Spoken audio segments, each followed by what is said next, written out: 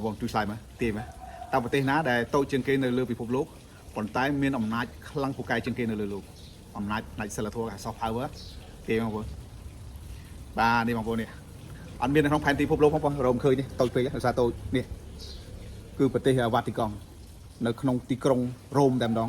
ទីក្រុងរ៉ូមគឺជាទីក្រុងរបស់ប្រទេសអ៊ីតាលីហើយប្រទេសហ្នឹងនៅក្តារទីក្រុងទៀតជាប្រទេសមកប្រទេសឯករាជ្យមកបាទមានផែនទីមានអីគេទទួលស្គាល់ជាអង្គការសហវិជាតិក្នុងអង្គការសហវិជាតិហ្នឹងបាទនេះបាទគឺទីក្រុងគឺជាប្រទេសវ៉ាទីកង់ប្រទេសហ្នឹងបាទមានផ្ទៃដីប្រហែលជាបាទ44ហិកតា44ហិកតាហើយមានប្រជាជនមិនដល់1000នាក់ផងប្រជាជនរស់នៅក្នុងទីក្រុងហ្នឹងក្នុងប្រទេសហ្នឹងបាទមិនដល់1000នាក់ទេប៉ុន្តែស្ដេចនៃប្រទេសហ្នឹងគ្រប់គ្រងមនុស្សស្ទើរតែពាក់កណ្ដាលនៃប្រជាជនពិភពលោកមិនដឹងបងប្អូនទីក្រុងប្រទេសវ៉ាទីកង់ហ្នឹងគឺជាប្រទេសទីស្នាក់ការធំនៃសាសនារ៉ូម៉ាំងកាតូលិកហើយបងប្អូនដឹងហ៎ប្រជាជននៅពិភពលោកសាសនាដែលធំជាងគេនៅលើលោកគឺសាសនាកាតូលិកហ្នឹងឯងបាទមានអ្នកជឿអ្នកដើរតាមសាសនាហ្នឹង1300លានអ្នកនៅលើពិភពលោកបាទអញ្ចឹងមេដឹកនាំប្រទេសហ្នឹងគឺសម្ដេចពោបបាទសម្ដេចពោបហើយសប្តាហ៍ថ្ងៃហ្នឹងពីថ្ងៃមុនសម្ដេចពោបហ្វ្រង់សេហ្នឹងគាត់សោយទីបង្គត់ហើយឥឡូវនេះគឺថាមេដឹកនាំពិភពលោកហ្មងសូម្បីដូណាល់ត្រាំសេលឹនស្គីបារាំងអាឡបងអីប្រទេសផ្សេងៗដែលមានមេដឹកនាំដែលប្រជាជនកាន់សាសនាកាតូលិកត្រូវតែទៅចូលរួមបុណ្យសពបាទសម្ដេចពោបហ្នឹងសម្ដេចពោបគឺជាស្ដេចនៃប្រទេសហ្នឹងហ្មងហើយគាត់មានអំណាចខ្លាំងណាស់នៃសាសនាហ្នឹងឯងអញ្ចឹងប្រទេសណាក៏ដោយអ្នកធំណាក៏ដោយចង់បាទឡើងពេលឡើងកាន់អំណាចប្រទេសខ្ញុំនិយាយប្រទេសដែលកាន់សាសនាកាតូលិកគឺត្រូវទៅជួបស្ដេចពោបដើម្បីទទួលពរជ័យពីគាត់ខ្លាំងណាស់ឃើញទេបាទនិយាយឃើញម្សិលមិញនេះគឺដូណាល់ត្រាំហើយនិងសេលឹនស្គីទៅបុណ្យសពសម្ដេចពោបហ្វ្រង់សេហ្នឹងនៅប្រទេសវ៉ាទីកង់ហ្នឹងហើយជួបគ្នានិយាយអំពីសង្គ្រាមនៅអ៊ុយក្រែននិងរុស្ស៊ីណា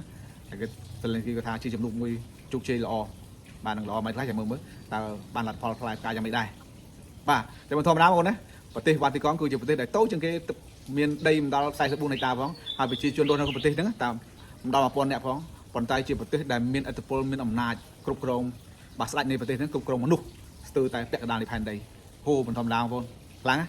ាបាទចឹងអាហ្នឹងយើងរៀនភូមិជាមួយណាអំពីប្រទេសដែលតូចជាងគេនៅលើលោកប៉ុន្តែជាប្រទេសដែលមហាអំណាចផ្នែកសិលធម៌មហាអំណាចនៃអំណាចទុនបាទអាមេរិកប្រហែលជាមហាអំណាចពិភពលោកផ្នែកសេដ្ឋកិច្ចផ្នែកយោធាប៉ុន្តែអំណាចទុនណាប្រទេសហ្នឹងខ្លាំងជាង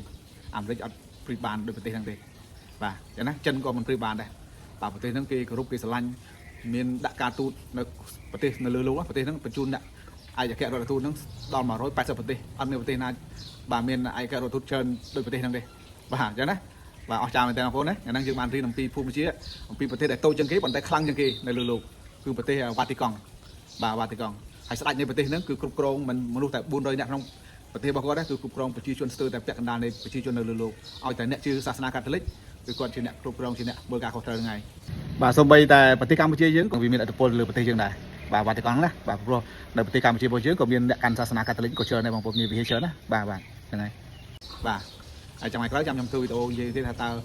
វ៉ាទីកង់ហ្នឹងមានប្រវត្តិសាស្ត្រយ៉ាងម៉េចហើយការគ្រប់គ្រងរដ្ឋហ្នឹងយ៉ាងម៉េចគឺគ្រប់គ្រងបែបសាសនាបងប្អូនប្រទេសនៅប្រទេសហ្នឹងគឺជាស្ដេចជាមេដឹកនាំសាសនាហ្មងបងប្អូនភូកូលនេះស្អាតណារត់នៅទីផ្សារមានណាបងប្អូនធ្វើពីឈើបងប្អូនណាអូលោកស្អាតមកបាទតែនេះទៅរកដៃទៀតបាទហើយនេះបងប្អូនមើលពោវិញបងប្អូនពោវិញអូ